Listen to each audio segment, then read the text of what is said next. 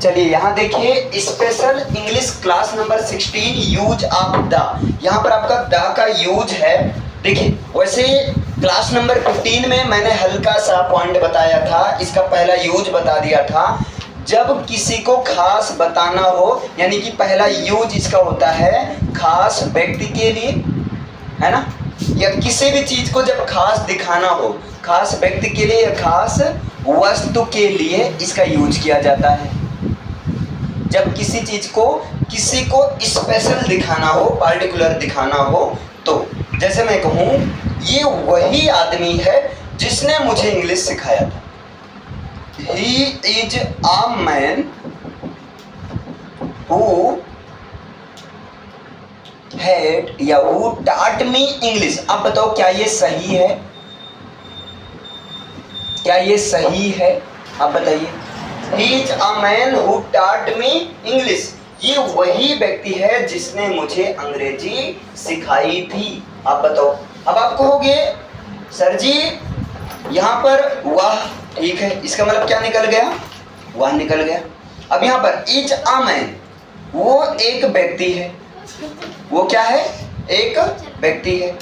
वो मतलब जिसने, टाट मतलब सिखाया, मी मीन्स मुझको, और इंग्लिश मीन्स इंग्लिश। तो मतलब कई सारे व्यक्ति हैं, लेकिन उन कई सारे व्यक्तियों में से मैं किसकी बात कर रहा हूँ? मैं उस व्यक्ति की बात कर रहा हूँ जिसने मुझे इंग्लिश सिखाई थी। मैं किसकी बात कर रहा हूँ? उस व्यक्ति की बात कर रहा हूँ जिसने मुझे इंग्लिश सिखाई थी। यानी कि उस व्यक्ति को हम स्पेशल रूप से बताना चाह रहे हैं, स्पेशल रूप उस व्यक्ति को हम खास बताना चाह रहे हैं, उस व्यक्ति को स्पेशल दिखाना चाह रहे हैं। तो आप यहाँ कहोगे ए नहीं होगा, यहाँ पर होगा he is the man. He is the man who taught me English। Who taught me English। बोलो इतना समझ में आया? ये चीज मैंने कल बताया था। अब मान लो कोई व्यक्ति ये कह रहा कि अगर हम इसे सही माने तब क्या मतलब निकलेगा? अगर हम यहाँ दा कह रहे हैं तो आप कह रहे हो ये वही व्यक्ति है, यहाँ दा का सेंस वही से निकल रहा है। जो लोग कहते हैं दा का कोई मतलब नहीं होता है, दा का बहुत मतलब होता है भाई, है ना। ये वही व्यक्ति, यहाँ दा का सेंस क्या निकल रहा है? वही, ये वो व्यक्ति है, वही या वो से निकल रहा है ना। लेकिन अब प्रश्न आया, ये तो सही है, ये आप करो गलत। कुछ देर में मानता हूं अगर ये सही मानकर मैं चलता हूं तो क्या ये अर्थ कुछ और देगा? हाँ बिल्कुल देगा, है ना। और ये चीज अर्थ कैसे अलग देगा अभी अगले वाले रूल से समझ जाओगे। इसका मतलब ये कोई और व्यक्ति है जिसने मुझे इंग्लिश सिखाया था, तो ये चीज आपका पॉसिबल है ही नहीं, क्योंकि आगे से ये डिफिनेट हो जा रहा है। देखो ध्यान से समझो मैं क्या बताना चाह रहा हूं। आगे वाले सेंटेंस से जिसने मुझे अंग्रेजी सिखाई थी, यहां से ये निश्चित हो जा रहा है कि वही व्यक्ति है। तो बताओ दा को डिफिनिट आर्टिकल भी तो बोलते हैं। दा को क्या बोलते हैं? डिफिनिट आर्टिकल बोलते हैं। जब दा को डिफिनिट आर्टिकल बोलते हैं तो क्या भैया डिफिनिट चीजों के लिए दा नहीं लगाओगे? क्योंकि अब आप कह रहे हो कैसे ये डिफिनिट हुआ? क्योंकि जिसने मुझे इंग्लिश सिखाई थी, इस सेंटेंस से ये निश्चित हो गया कि ये कोई और व्यक्ति नहीं बल्कि वही व्यक्ति है। कोई और नहीं बल्कि वही व्यक्ति है। तो यहां से निश्चित हो गया। अब करो यहाँ पर किसी भी कीमत पर ए या एन हो ही नहीं सकता। यहाँ पर क्या होगा? यहाँ पर होगा दा होगा, यानी दूसरा सही है, पहला गलत है। बोलो इतना समझ में आया? ये चीज मैंने कल बताया था अच्छे से, आयुब सबको अब क्लियर हो गया। अब दूसरा क्या होता है भैया? देखो दूसरा यूज क्या, अब यहाँ ध्यान से समझना। इसको मैंने कल बताया था, एक बार मैंने इसको रिपीट किया। अब दूसरा यूज क्या होता है? देखो एक मैं कहानी लिख रहा हूं, अगर मैं कहूं there was a king, there was a king, एक राजा था, है ना। देयर वाज अ किंग, एक राजा था। अब बताइए आ किंग, यहाँ आ लगा रहा हूं, एक मिनट, ये मैं कह रहा हूं आ किंग नहीं, इसको ऐसे समझो। आपने क्या देखा भैया? ए और एन जो होता है ना, ये क्या होता है? आप कहते हो ये होता है इंडिफिनिट। ये क्या होता है? Indefinite article. और इंडिफिनिट आर्टिकल का मतलब होता है निश्चित नहीं। और आप अगर बात करूं द दा क्या होता है, तो आप कहोगे दा होता है डिफिनिट। इसका मतलब जब डिफिनिट होगा तब दा आएगा, जब डिफिनिट नहीं होगा तब ए या एन में से आएगा, लेकिन कंडीशन रहेगी सिंगुलर नाउन और काउंटेबल नाउन होना चाहिए। लेकिन अब यहां पर ध्यान से समझो, एक राजा था, a king walked, ठीक है, walked in his kingdom, in his kingdom, राजा जो अपने राज्य में क्या करता था, टहलता था, घूमता था, ठीक है। अब देखो ध्यान से समझो, अगर मैं यहाँ ए लिखता हूँ, आप बताना, थोड़ा दिमाग लगाना, एक राजा था, क्या यहाँ राजा डिफिनिट है? नहीं है, क्योंकि कौन सा राजा था ये नहीं पता है। एक राजा था, है ना, अब एक राजा था, पता नहीं कहाँ का राजा था, है ना, लेकिन आगे से क्लियर हुआ। अब बताओ, यही राजा घूमता था कि कोई और राजा घूमता था अपने राज्य? तो यहां पर राजा डिफिनिट हो गया कि यही वाला राजा है, तो यहां ए ना लगाकर यहां क्या लगाएंगे, दा लगाएंगे। अगर आप यहां मान लो ए लगाते हो, इसका मतलब सेंस निकल रहा है एक राजा था, एक और राजा था,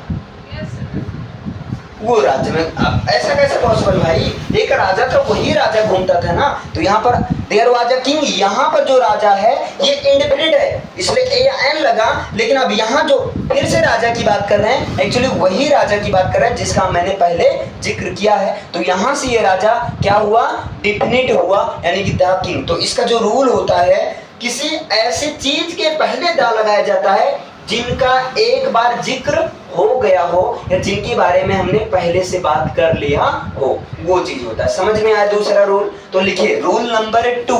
पहला रूल मैंने कल बता दिया था, है ना, दा की यूज में। अब लिखिए रूल नंबर 2, और रूल नंबर 2 में आपको लिखना है ऐसी चीज से पहले जिसकी पहले बात हो चुकी हो,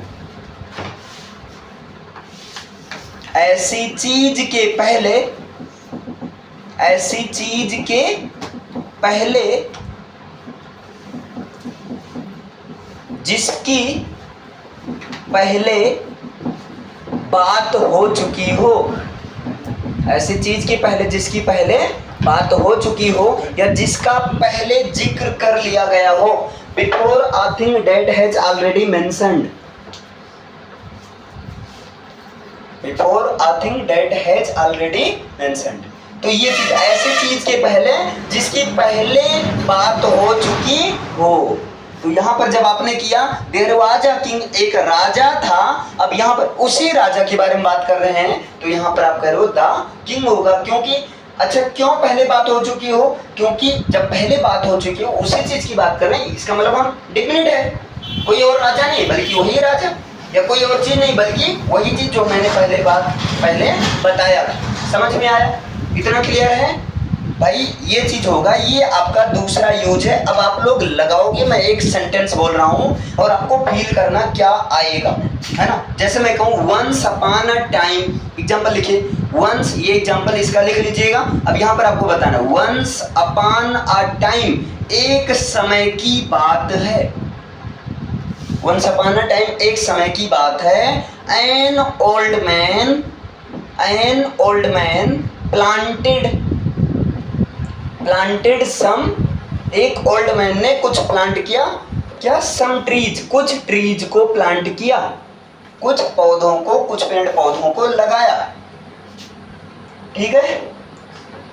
इसके बाद में अब बताइए, कुछ ट्रीज को, या यहां कर देते हैं सम टर्निप्स, मान लो ये ट्रीज का नाम। अब बताओ यहाँ ए होगा कि एन होगा या दा होगा? टर्निप्स, दा। अब यहाँ पर क्या होगा, और आगे मैं कर देता हूं, जो लगाया वो ग्रो आउट, मतलब वो क्या हुआ, ग्रो हुआ। तो आप कहोगे अच्छा फिर क्या, फिर मैं आगे पूछ रहा हूं, ठीक है। इसके आगे अब बताइए यहाँ क्या होगा, ए होगा कि एन होगा या दा होगा? Old man, the old man, ठीक। The old man takes care of them. अब यहाँ पर देखो सीधा एक समय की बात है, एक ओल्ड मैन, ये पहले जिक्र हो गया एक बार, दोबारा ओल्ड मैन आया, क्या और कोई दूसरा ओल्ड मैन नहीं, जिसकी पहले मैंने बात किया वही। तो अब यहाँ ए नहीं आएगा, एन नहीं आएगा, बल्कि द आएगा। अच्छा दूसरा, प्लांटेड सम टर्निप्स, कुछ टर्निप्स, तो इनका जिक्र हो चुका है, तो दोबारा आया तो वही टर्निप्स, मतलब यहाँ द आएगा, ए नहीं आएगा, एन नहीं। समझ में आया? ए एन नहीं आएगा बल्कि द आएगा। बहुत आसान सा रूल है, लेकिन है काफी रिस्की एक तरह से, ठीक है। इसके बाद में भाई जैसे बहुत कंफ्यूजन रहता है, मैं पूछूं बताओ, आप काऊ हैज 4 लेग्स होगा या द काऊ हैज 4 लेग्स होगा? द क्यों लगा? क्योंकि काऊ सिंगुलर भी है, काऊ नाउन भी है, काऊ काउंटेबल है, तो यहाँ ए या एन लगना चाहिए। क्योंकि उसके पैर नहीं, इसका रूल है, बता रहा हूँ। इसे मिटाऊं मैं, लिख लिए? अच्छा, अब इसके बाद जो रूल होता है आपका वो ये होता है, ऐसा कोई शब्द जो कि पूरी की पूरी क्लास को दिखाए, पूरा का पूरा एक जाति को दिखा दे, मतलब उस शब्द से या उस चीज से मतलब पूरी की पूरी जाति हो जाए। पहले मैं एग्जांपल ही लिखता हूँ। मैंने कहा cow has 4 legs, cow has 4 legs. अब यहाँ पर मैंने कहा द यहाँ पर इसलिए आया क्योंकि जितनी भी काऊ जात की प्रजातियां हैं, गाय जात की सारी जातियों की जनरली जो होता है 4 ही पैर होता है। तो मतलब यहाँ से जो रूल बनता है पूरी प्रजाति को, होल क्लास को शो करने के लिए, तो आप लिख सकते हैं पूरी प्रजाति को दिखाने के लिए, पूरी प्रजाति। अब प्रजाति में आपका स्पीशीज है ना, ये प्रजाति को बोलते हैं, स्पीशीज या जो है क्लास को एक्सप्रेस करने के लिए, को दिखाने के लिए। जब पूरी जात को दिखाना हो तब वहां पर क्या लगता है? दा लगता है। जैसे मैं कहूं बताओ डॉग इज, हाँ यहां मैं पूछ रहा हूं, बताइए ए एन और दा, यहां पर मैंने लिखा डॉग इज, ठीक है। अब ए एन दा, फेथफुल एनिमल, फेथफुल एनिमल, क्या होगा यहाँ पर बताइए? यहाँ पर क्या होगा? पहले में क्या रहेगा? ए नहीं रहेगा, एन नहीं रहेगा, दा रहेगा। दा क्यों रहेगा? क्योंकि एक कुत्ता नहीं, सारे कुत्ते वफादार। हाँ, कुछ कुत्ते में से कुत्ते अगर असली वाले कुत्ते नहीं वफादार होंगे, समझ रहे ना, बाकी सारे मतलब कुत्ते की पूरी जातियां जो हैं वो जनरली क्या होती हैं? फेथफुल होते हैं। अब इसमें क्या रहेगा? आ होगा, एन नहीं होगा, दा होगा। यहाँ ए इसलिए होगा क्योंकि सारे कुत्ते जो हैं एक प्रकार से वो क्या होते हैं? वफादार जानवर होते हैं। क्लियर है? यहाँ पर इसलिए द आया क्योंकि यहाँ पूरी प्रजाति को दिखाया जा रहा है। ये समझ में आया भाई? देखो पहला, ये तीसरा रूल है, और भाई मैं ये चीज बकायदा दिखाऊंगा। एकेडमिक में तो दा से क्वेश्चन बनता ही है, कंपटीशन में भर भर के आता है दा का, ए एन दा से रिलेटेड क्वेश्चन आना फिक्स है, आता है। तो मैंने 3 रूल बताया, बोलो तीनों क्लियर है? पहले मैंने बताया किसी स्पेशल व्यक्ति या स्पेशल पर्सन, खास व्यक्ति या खास वस्तु के लिए। दूसरा ऐसी चीज के पहले जिसकी पहले से बात हो चुकी हो। तीसरा मैंने बताया जब पूरी प्रजाति को दिखाना हो, पूरी क्लास को एक्सप्रेस करना हो, तब हमें दा का यूज करना है। अब समझ में आया भैया यहाँ तक? इसे मिटाऊं। अब इसके बाद जो आप लोग पढ़ते आए हो, क्योंकि भाई दा का यूज आप पढ़ रहे हो तो एक लिस्ट तो बनानी ही होगी, आपको पढ़ना ही होगा। वही चीज अब थोड़ा सा सब लोग साथ में चलेंगे, थोड़ा सा स्पीड में चलेंगे, क्योंकि दा से रिलेटेड 3 पॉइंट जहां से गलती होती है वो मैंने बताया। अब यहाँ पर जैसे आपको पहले से पता था, एक सैक्रेड बुक्स के पहले है ना, 4th यूज है जो है सैक्रेड बुक्स के पहले। सैक्रेड बुक्स का मतलब समझ रहे हैं?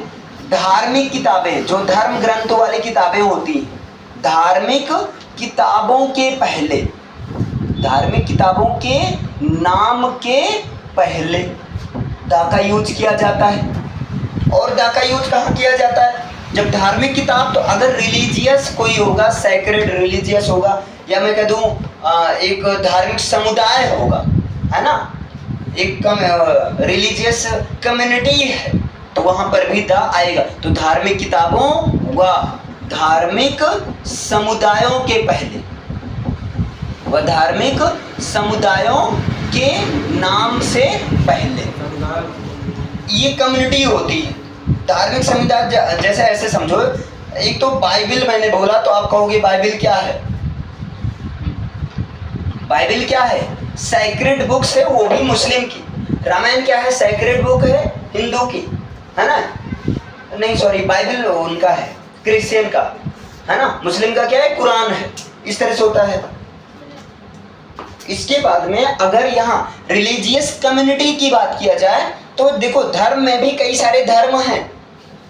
रिलीजियस कम्युनिटी, यहाँ समुदाय का मतलब एक तरह से ग्रुप, कम्युनिटी, तो एक तरह से देखो कम्युनिटी तो कई होती है, लेकिन उनमें से जो रिलीजियस कम्युनिटी होगी, जैसे एक हिंदुत्व में भी कई कम्युनिटी बनती है, मुस्लिम में भी कई कम्युनिटी होती है छोटी छोटी, तो उन सबके नाम के पहले, एग्जाम्पल जैसे मैं बात करूं बाइबल, तो आप क्या कहोगे? बाइबल तो मुस्लिम का, अरे सॉरी, क्रिश्चियंस का जो एक होली बुक्स है, सैक्रेड बुक्स है, तो यहाँ क्या होगा? द बाइबल होगा। ठीक है। मैं कह दूं मुस्लिम्स, तो आप कहोगे मुस्लिम्स तो कोई किताब है नहीं, तो मुस्लिम्स क्या एक कम्युनिटी है ना, रिलीजियस कम्युनिटी है, रिलीजियस समुदाय है, तो आप कहोगे द आएगा। मैं कहता हूँ हिंदू, तो आप कहोगे हिंदू क्या है? एक रिलीजियस कम्युनिटी है, 4 कम्युनिटी है ना, हिंदू, मुस्लिम, सिख, ईसाई, जनरली हमारे कंट्री में, तो आप यहाँ क्या कहोगे? द हिंदू। समझ में आया? तो ये चीज होगा, ये चीज आप पहले से भी पढ़ते आए हो, ठीक है। तो अब यहाँ पर इस पर अच्छे से काम करने के लिए आपको कुछ जीके का नॉलेज होना चाहिए, जैसे आपको सैक्रेड बुक्स के नाम पता होना चाहिए, इसी तरह जो है यहाँ रिलीजियस कम्युनिटी के नाम पता होना चाहिए, हिंदू, मुस्लिम, तभी तो आप भाई उसके नाम के पहले डिसाइड कर पाओगे। जैसे मान लो मैंने कह दिया यहीं पर, मैंने कह दिया द वेदास, ठीक है, और यहीं पर ए लगा दिया, एन लगा दिया और दा लगा दिया। अब यहाँ वेद, वेद से तुरंत आपके दिमाग में है, वेद तो क्या है? एक रिलीजियस बुक है ना, सैक्रेड बुक्स है, तुरंत आप कहोगे द वेदास होगा। क्लियर है? तो इस तरीके से आपको नाम होना चाहिए। आगे आते हैं 5वां। इसी तरह आपका है नदियों के नाम के पहले, before reverse name, before reverse name, नदियों के नाम के पहले। अब नदियों के नाम के पहले, अब आपको नदी का नाम पता होना चाहिए, है ना? नदी का नाम, जैसे अगर मैं कह दूं NILE, आप कहोगे यहाँ पर द आएगा। कैसे आएगा? क्योंकि नील नदी है, इस नाम की नदी है। तो आपको थोड़ा सा जीके का नॉलेज होना चाहिए, कम से कम ज्यादा नहीं तो रफली कि हाँ नदी का नाम, इसलिए यहाँ पर द आया। इसी तरह बाकी गंगा, सतलुज, गोदावरी, ब्रह्मपुत्र, इतना जनरली तो सबको पता रहता है। जैसे मैं कह दूं गोदावरी, आप कहोगी ये नदी है, तो गोदावरी के पहले क्या करोगे? The Godavari. The Ganga is a Holi river, आप लोग ये पढ़ते भी होंगे शुरू में, किताब में भी रहता है क्या? द, हाँ, the Ganga is a Holi river.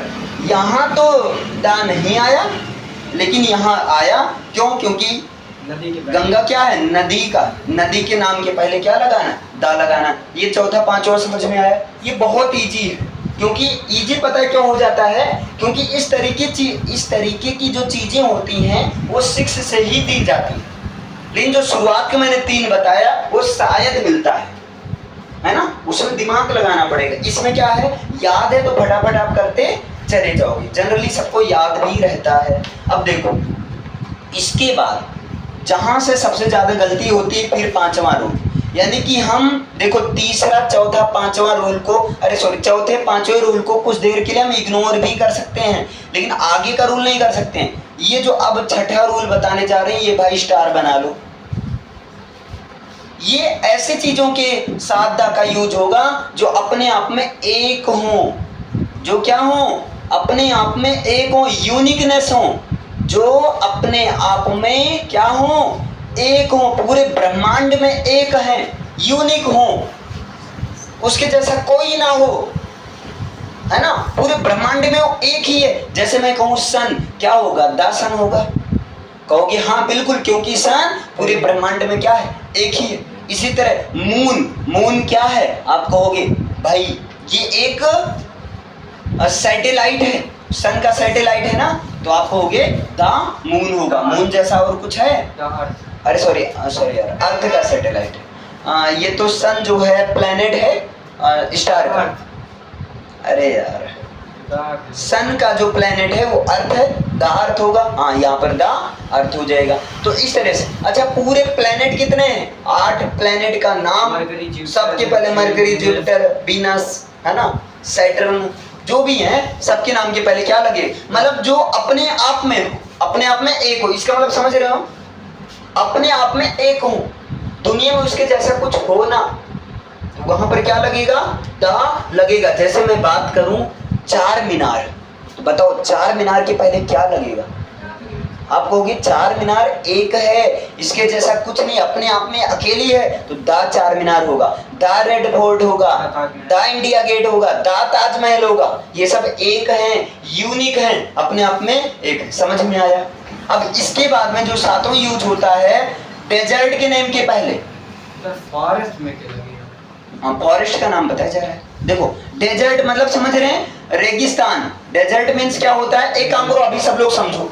यहाँ पर है पूरा, आप इसे किताब से लिखोगे ज्यादा बेस्ट रहेगी। अब यहाँ समझने पर फोकस करो, है ना। देखो रेगिस्तान, रेगिस्तान के नाम के पहले, और फॉरेस्ट यानी कि जंगल के नाम के पहले कुछ स्पेशल फॉरेस्ट होते हैं। जैसे आप लोग सुने होंगे ब्लैक फॉरेस्ट, या गल्फ ऑफ मैक्सिको, मैक्सिको की खाड़ी। हाँ, ये पर्सियन गल्फ। तो इस तरह से जो होता है आपका, यानी कि डेजर्ट के नेम के पहले और फॉरेस्ट के नेम के पहले। फटाफट हम लोग लिस्ट देखते हैं, है ना। डेजर्ट में जैसे हो गया, आप लोग सहारा मरुस्थल सुने होंगे, तो क्या होगा वहां पर? आप कहोगे द सहारा डेजर्ट होगा। क्या होगा? द सहारा डेजर्ट होगा। क्लियर है? सहारा की मिट्टी है ना?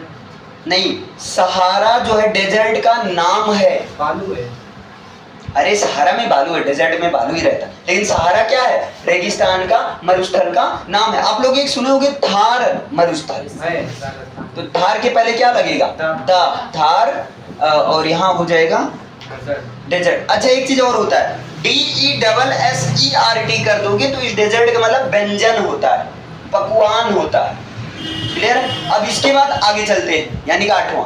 इसके पहले अगर कोई देखो, एक ये बड़ा कंफ्यूजन करता है भाई, माउंटेन रेंज के नाम के पहले, माउंटेन रेंज पर्वत श्रृंखला इसे बोलते हैं। पर्वत के नाम के पहले नहीं, माउंटेन रेंज के पहले। जैसे हिमालय, हिमालय के पहले क्या यूज किया जाता है? द हिमालय। एक्चुअली ये हिमालय जो पर्वत का नाम नहीं है, बल्कि हिमालय पूरा पर्वत की श्रृंखला है, पूरी चोटी है। इससे कई सारी चीजें निकलती हैं। तो माउंटेन रेंज यानी कि पर्वत श्रृंखला के साथ, पर्वत के नाम के साथ नहीं, पर्वत के नाम के साथ नहीं, हमने क्या कहा? पर्वत के या पर्वत श्रृंखला के नाम के साथ। पर्वत श्रृंखला के नाम के पहले द आएगा। और द कहाँ आएगा? आइलैंड्स के पहले, द्वीपों के नाम के पहले। और द कहाँ आएगा? आइलैंड्स के नाम के पहले, यानी कि द्वीपों के नाम के पहले। जैसे लक्षद्वीप एक द्वीप है, नाम से क्लियर है। The Lakshadweep, the Andaman and Nicobar, the bay of Bengal, Bengal की खाड़ी वाला। द इंडिया, द इंडिया कहाँ होगा? कुछ भी बताते हो। आगे चलो। इसके बाद सी के नाम के पहले, समुद्रों के नाम के पहले। सी कितने हैं आप बताओ? 5, 7 हैं। 5 तो महासागर है ना। अब एक चीज याद रखना, सागर, सी का मतलब समुद्र या सागर, तो ओशियन यानी कि ओशन इसे बोलते हैं। ओशन और सी समुद्रों के नाम के पहले, महासागरों। तो 7 द्वीपों के नाम के पहले 7 द्वीप है ना, 7 आइलैंड्स हैं। नहीं 7 क्या है? सागर है। और 5 क्या है? ओशन। ठीक, जैसे पैसिफिक ओशियन, तो आप क्या बोलोगे? The Pacific ocean. तो ये सबसे बड़ी चीज है ना। अगर आपको जीके का नॉलेज अच्छा है, कम से कम 5 महासागर का नाम, इसीलिए पता है क्या होता है, 1 से 8वीं तक बच्चों को जीके कंपलसरी किया जाता है।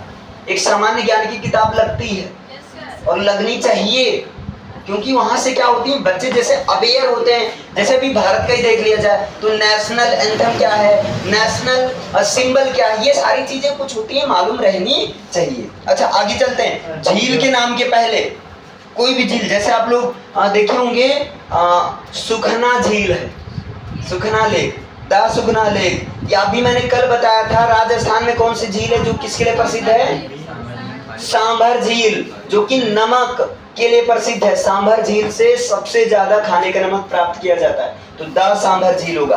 आंदोलन, कोई भी आंदोलन का नाम, कोई भी युद्ध क्रांति के नाम के साथ द आएगा। अखबारों के साथ अखबार का नाम, जैसे द हिंदुस्तान टाइम्स आप लोग हमेशा सुनते हो, हिंदुस्तान टाइम्स नहीं होता है, वो क्या होता है, द हिंदुस्तान टाइम्स होता है, या द टाइम्स ऑफ इंडिया होता है। क्लियर है, द न्यूयॉर्क टाइम्स होता है। ठीक, अब एक चीज और समझो, इंडिया के पहले द आएगा कि नहीं, नहीं आएगा, क्योंकि इंडिया प्रॉपर नाउन है। लेकिन अगर प्रॉपर नाउन से वो बन गया प्रॉपर एडजेक्टिव, तब वहां पर द आएगा। यानी कि ऐसे शब्द के पहले द आएगा जो कि एक राष्ट्रीयता, जैसे होता है ना, आपकी नेशनलिटी क्या है तो आप लिखते हो इंडियन, राष्ट्रीयता क्या है, भारतीय है, तो वहां पर। इसी तरह ब्रिटिश वाले क्या लिखेंगे, द ब्रिटिश, है ना।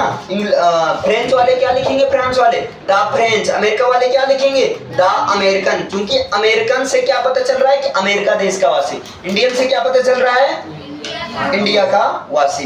इंस्ट्रूमेंट के नाम के साथ, इंस्ट्रूमेंट का मतलब समझ रहे हो, जैसे जो भी आपका जैसे वायलिन होता है ना, या जो है जैसे ट्रम्पेट होता है, पियानो होता है, ये इंस्ट्रूमेंट जो कि बजाते हैं, उन सब के नाम के पहले द आएगा।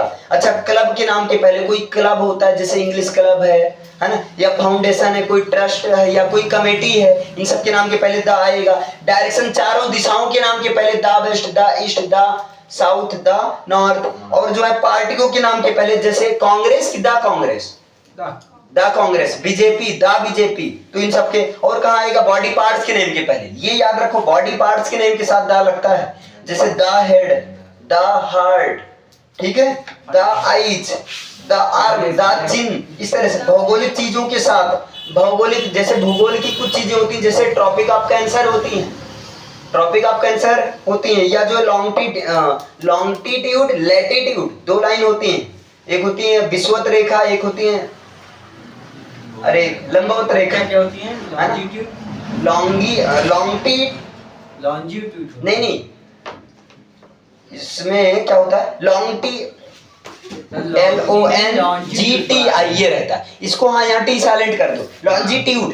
क्लियर है, लॉन्जिट्यूड। और एक होती है लैटिट्यूड, लैटिट्यूड जो कि लेटी टाइप रहती है, ठीक है। और यहाँ लॉन्जिट्यूड का मतलब जो, हाँ, एक लंबवत रेखा, और ये होती है विषुवत रेखा, ठीक है, लैटिट्यूड। और जो है कहाँ, और हाँ भाई सबसे काम की चीज तो मत भूलो, प्लूरल नाउन के साथ द का यूज किया जाता है। रेलों के साथ, हवाई जहाजों, हवाई मार्ग के, जैसे आप देखोगे द इंटरनेशनल, या जो एयरपोर्ट होता है ना, वहां पर द एयरपोर्ट के नाम के पहले द लगता है, ठीक है, जैसे द। और जो है बाइक के नाम के साथ, अब बताओ, बॉयज आर प्लेइंग होगा कि the boys are playing, the boys are playing. ये सब समझ में आया, ठीक है।